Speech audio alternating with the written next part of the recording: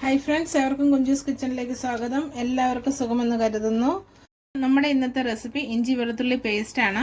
ഇത് നമുക്ക് മാസങ്ങളോളം കേടുകൂടാതിരിക്കുന്ന രീതിയിലാണ് നമ്മൾ ഉണ്ടാക്കുന്നത്. അപ്പം നമ്മൾ എടുത്തിരിക്കുന്നത് ഇഞ്ചിയും വെളുത്തുള്ളി സെയിം അളവാണ് എടുത്തിരിക്കുന്നത്. അപ്പോൾ ഇഞ്ചി എടുക്കുമ്പോൾ നമ്മൾ ഇങ്ങനെ ചെറുതായിട്ടൊന്ന് കട്ട് ചെയ്തെടുക്കണം. അപ്പം നമുക്ക് മിക്സിയുടെ ജാറൊക്കെ പോകാതെ അരച്ചൊക്കെ എടുക്കാൻ സാധിക്കും. അപ്പോൾ നമുക്ക് ആദ്യം നമ്മുടെ ഇഞ്ചി ഒന്ന് ജാറിലിട്ട് നമുക്ക് അരച്ചെടുക്കാം. അപ്പം നമ്മളുടെ ഇഞ്ചിയൊക്കെ നന്നായിട്ടൊന്ന് അരഞ്ഞ് കിട്ടുന്നതിന് വേണ്ടിയിട്ട് നമ്മളിവിടെ 1 കപ്പ് എണ്ണയാണ് എടുത്തിരിക്കുന്നത്. എണ്ണ ഒഴിച്ചു. ഞാൻ എടുത്തിരിക്കുന്നത് സൺഫ്ലവർ ഓയിലാണ്.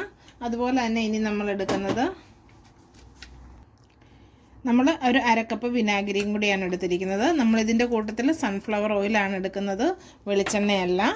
ഇനി നമുക്കിതൊന്ന് അരച്ചുകൊണ്ട് വരാം. അപ്പം നമ്മുടെ ഇഞ്ചി ഞാൻ അരച്ചെടുത്തിട്ടുണ്ട്. മുഴുവനായിട്ട് നന്നായിട്ട് അരഞ്ഞിട്ടില്ല, ഒന്ന് അരച്ചെടുത്തിട്ടുണ്ട്. അപ്പോൾ ഇനി ബാക്കി നമ്മുടെ കയ്യിലിരിക്കുന്ന വെളുത്തുള്ളി കൂടി ഇതിലേക്ക് ചേർത്ത് കൊടുക്കുവാണ്.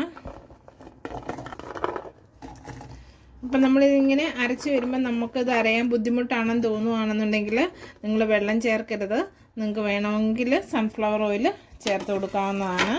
അപ്പം നമുക്ക് ഇനി ബാക്കിയും കൂടി അരച്ചെടുത്തുകൊണ്ട് വരാം. അപ്പം നമ്മുടെ ഇഞ്ചി വെളുത്തുള്ളി പേസ്റ്റ് ഇവിടെ റെഡി ആയിട്ടുണ്ട്. നമുക്ക് തുറക്കാം. എല്ലാം നന്നായിട്ട് അരഞ്ഞെടുത്തിട്ടുണ്ട്. അപ്പം നമുക്കിത് സ്റ്റോർ ചെയ്യുന്നത് നമുക്ക് എപ്പോഴും എടുക്കാനായിട്ടൊരു പാത്രത്തിലും ബാക്കി നമുക്ക് വേറൊരു പാത്രത്തിലും ആയിട്ട് വേണം നമ്മൾ എടുത്ത് വയ്ക്കാനായിട്ട്. അപ്പം നമുക്കിത് ഒരു പാത്രത്തിലേക്ക് മാറ്റാം. അപ്പം നമ്മുടെ ഇഞ്ചി വെളുത്തുള്ളി പേസ്റ്റ് ഞാനിവിടെ ബോട്ടിലാക്കി എടുത്തിട്ടുണ്ട്. ഞാൻ അത്യാവശ്യം വലിപ്പമുള്ളൊരു ബോട്ടിലാണ് ആക്കിയിരിക്കുന്നത്. കാരണം ഇത് എനിക്കൊരു 2-2.5 മാസം ആകുമ്പോഴത്തേന് തീരും.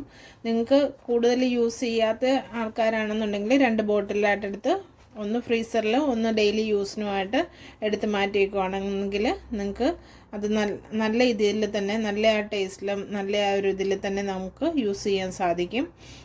അപ്പം നിങ്ങളെല്ലാവരും ഇതൊക്കെ ഒന്ന് ട്രൈ ചെയ്യണം. നിങ്ങളുടെ അഭിപ്രായങ്ങളൊക്കെ ഒന്ന് കമൻറ്റ് ബോക്സിൽ മെൻഷൻ ചെയ്യണം.